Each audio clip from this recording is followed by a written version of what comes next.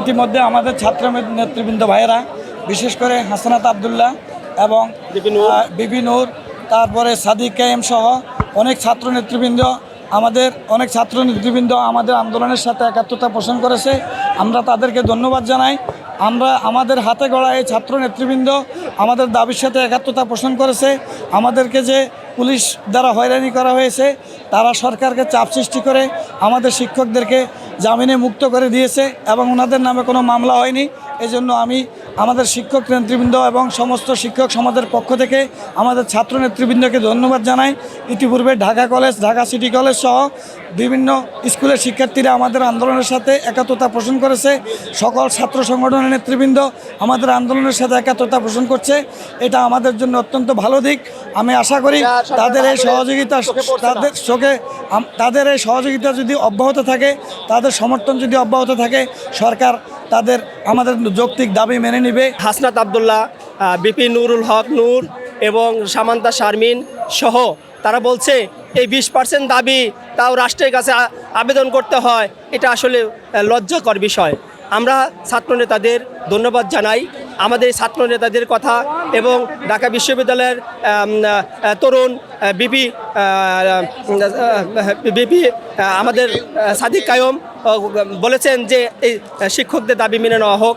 আমরা মাননীয় প্রধান উপদেষ্টা এবং শিক্ষা উপদেষ্টা, অর্থ উপদেষ্টার কাছে বিনীত অনুরোধ জানাই, আমাদের দাবি মেনে নিয়ে আমাদেরকে শ্রেণীকক্ষে ফেরত পাঠান। সাংগঠনিক বিপ্লবের যে ছাত্র নেতারা আছেন, এরা কিন্তু আমাদের ছাত্র সাদিক কায়েম বলেন, হাসনাত আবদুল্লাহ বলেন এবং বিপিনুর বলেন, এরা ইতিমধ্যে আমাদের শিক্ষকদের সাথে একাত্মতা ঘোষণা করেছে। তারা আমাদের সন্তান, তারা আমাদের ছাত্র। তারা যেহেতু আমাদের সাথে একাত্মতা ঘোষণা করেছে এবং আজকে দুপুর 12টা বাজে ঢাকা কলেজের সকল ছাত্রছাত্রী আমাদের সাথে একাত্মতা ঘোষণা করেছে।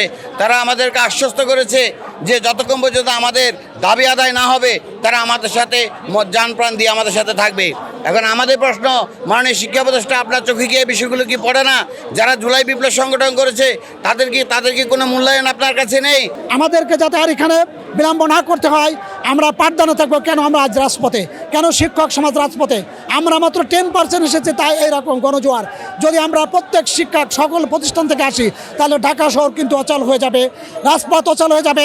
আমাদেরকে যেভাবে অপমান করা হচ্ছে, এই জাতির জন্য সবচেয়ে কলঙ্ক।